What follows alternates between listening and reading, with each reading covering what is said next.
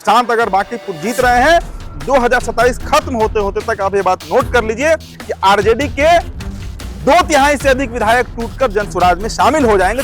सब्जी बाग का करीब करीब दोस्तों 75% मुसलमान जो है वो शिफ्ट किया है जनसुराज की तरफ, मतलब 3/4 अभी शिफ्ट कर गया पहले इलेक्शन में।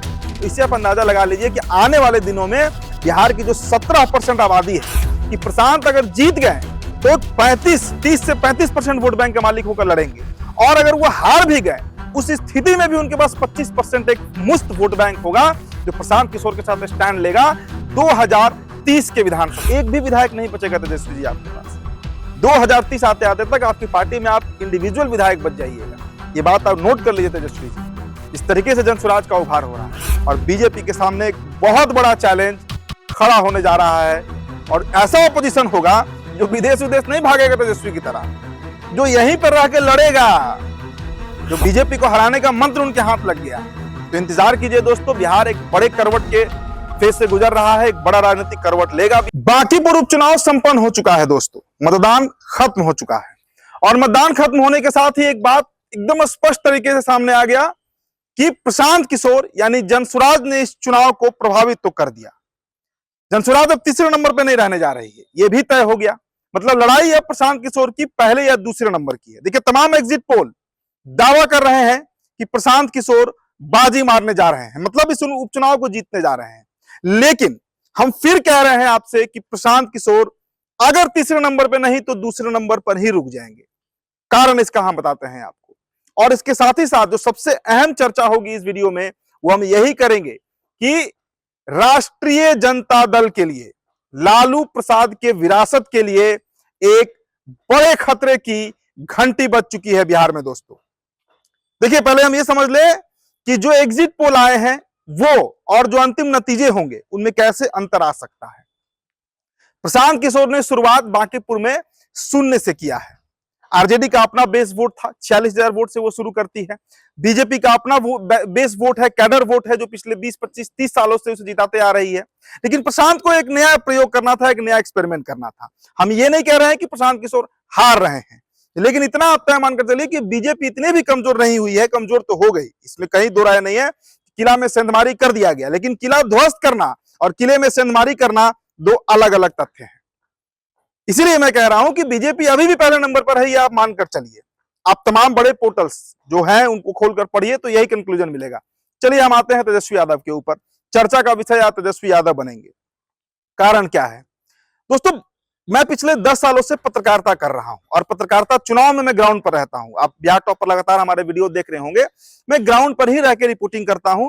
कल 10 घंटे तक मैं ग्राउंड पर था।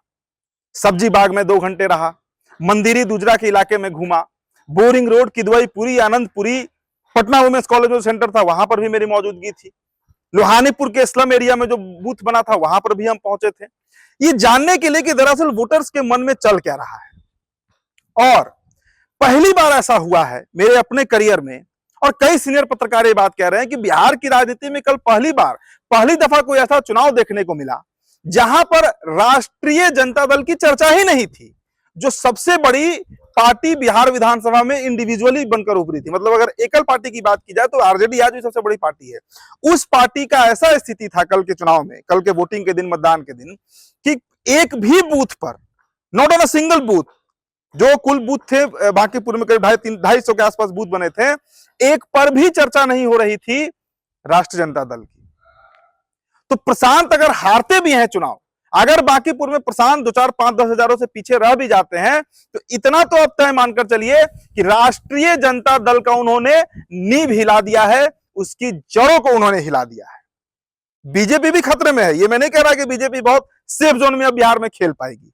बीजेपी के वोटर्स को कैसे सेंध लगाना है इसका टैक्टिक्स अब प्रशांत समझ चुके हैं। प्रशांत के पास वो तिकड़म है जिससे बीजेपी वोटर्स को भी मोटिवेट किया जा सकता है। लेकिन कल जो वोट टूटा, जैसे सब्जी बाग का आपको उदाहरण देकर हम बताते हैं। मैं सब्जी बाग 2 घंटे था। अब सब्जी बाग के इंटीरियर इलाके में अगर आप जाइएगा तो वहां पर कई भाई हैं ऐसे हमारे जो सेवई बेचते हैं, जिनका मटन शॉप है, दर्जी हैं, जिनका कपड़ा का दुकान है। रोड साइड में अगर आप घूमिए अंदर गली के जाकर, तो वहां पर हमने करीब सैकड़ों लोगों से बातचीत की, ऑफ कैमरा, ऑन कैमरा भी बात किया, तो वो वीडियो आपने देखा होगा। ऑफ कैमरा भी हमने बात किया। सब एक जुबानी कह रहे थे कि हम जनसुराज को वोट दे रहे हैं। जन स्वराज को वोट दे रहे हैं। आप सोचिए, सब्जी बाग वो गढ़ है जहां से एक तरफा वोट जाता है आरजेडी को।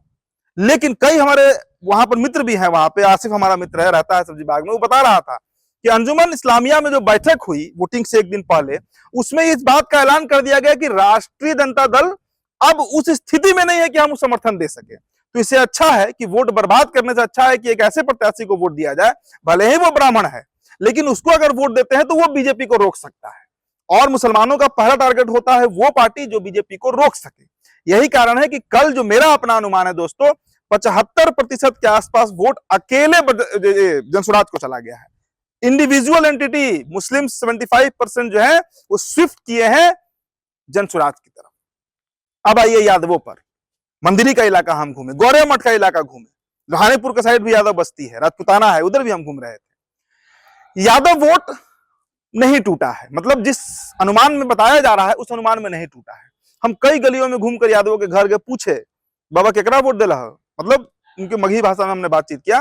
देखिए 25 से 30% यादव वोट टूटा है, 25 से 30% वोट टूटा है, वो जनसुराज को गया है। और एक बात यहाँ पर और जोड़ दे रहे हैं हम, उतना ही वोट टूटकर बीजेपी को भी गया है, उतना ही वोट टूटकर बीजेपी को गया है।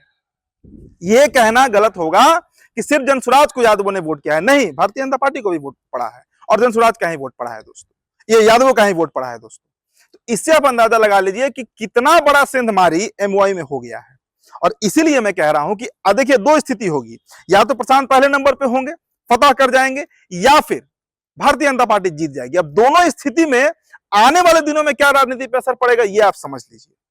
अगर जनसुराज जीतती है, if Prashant Kishor got the mandate, उनको अगर बहुमत मिल जाता है, जीत जाते हैं, तो आप ये बात नोट कर लीजिए कि प्रशांत अगर बांकीपुर जीत रहे हैं तो अगले एक साल के अंदर, मतलब 2027 खत्म होते होते तक राष्ट्रीय जनता दल नेस्तनाबूत हो जाएगी। वैसे भी पार्टी देखिए बहुत बची नहीं है। अभी हमारी बात वैशाली के एक मुखिया से हो रही थी, यादव ही थे और एकदम हार्डकोर आरजेडीएन है वो लोग। वो बता रहे थे कि उदित भाई कितना दिन ढोएंगे, जब तक लालू जी हैं, सांस चल रहा है तब तक तो ठीक है, नहीं तो इनके नाम पर कौन वोट देगा, इन्हें तो परिवार नहीं संभल रहा। और पारिवारिक कलह ही है जो तेजस्वी को इस मुकाम पर लाकर खड़ा कर दिया कि देखिए पार्टी ने चलाना है। मुखिया जी कैसे मैं बता रहा हूं आपको, नाम नहीं लूंगा, बाईकास्ट यादव है, राघोपुर साइड के हैं, बोल रहे थे, बोला उन्होंने कि भाई जो स्थिति है आज तेजस्वी यादव की, पार्टी नेतृत्व विहीन है। बताइए 2 दिन पहले आते हैं चुनाव प्रचार प्रसार करने, कितना मोटिवेट होंगे हम लोग, और क्यों मोटिवेट होंगे, कोई गुलामी थोड़े लिख दिए हैं तेजस्वी यादव के नाम पर। जो मुसलमान शिफ्ट कर गया, मुसलमान पहले शिफ्ट करेगा और अगला नंबर फिर हमारा ही है। तो 2027 आते आते तक प्रशांत अगर बांकीपुर जीत रहे हैं, 2027 खत्म होते होते तक आप ये बात नोट कर लीजिए कि आरजेडी के 2/3 से अधिक विधायक टूटकर जनसुराज में शामिल हो जाएंगे, क्योंकि सबसे बड़ा अपोजिशन का चेहरा उसके बाद प्रशांत किशोर ही बनेंगे। ये पहला हो गया अगर पीके जीतते हैं। अगर वो हार भी जाते हैं तब क्या होगा ये भी आप समझ लीजिए। अगर जनसुराज मान लीजिए हार गई, 5,000 10,000 वोटों से बीजेपी निकल भी सकती है, ज्यादा प्रोबेबिलिटी उसी का है। अगर बीजेपी जीत जाती है तो इसके बावजूद बांकीपुर का मॉडल प्रशांत किशोर का पूरे बिहार में चलेगा। और देखिए मुसलमान अगर शिफ्टिंग शुरू करता है तो एक साथ शिफ्ट करता है, वो कोई ऐसा नहीं कि 10%। कल मैंने क्या बताया कि सब्जी बाग का करीब करीब दोस्तों 75% मुसलमान जो है वो शिफ्ट किया है जनसुराज की तरफ, मतलब 3/4 अभी शिफ्ट कर गया पहले इलेक्शन में। तो इससे आप अंदाजा लगा लीजिए कि आने वाले दिनों में बिहार की जो 17% आबादी है उसका अगर 75% नहीं मूव कर जाता है तो अकेले 12 से 13% वोट बैंक के मालिक होंगे प्रशांत किशोर, अकेले, मतलब मुख्य विपक्षी पार्टी की तरह वो उभर कर सामने आएंगे। और अगर उसमें यादव भी शिफ्ट करते हैं जिसकी संभावना है, तब आप मान लीजिए कि, और साथ में देखिए ये तो एक तरफा हम बात कर रहे हैं, बीजेपी को जो डेंट लगा है उस पर भी चर्चा होनी चाहिए ना। ब्राह्मण भूमिहार वोट नहीं किया है बीजेपी को, राजपूत ने वोट किया है। भूमिहार 50% टूटा है, ब्राह्मण 90% टूट गया है। और ये बांकीपुर से शुरुआत है, पूरे बिहार के हर विधानसभा में ये होगा। तो 2030 का जो विधानसभा चुनाव होगा उसमें आप मानकर चलिए कि प्रशांत अगर जीत गए तो 30 से 35% वोट बैंक के मालिक होकर लड़ेंगे।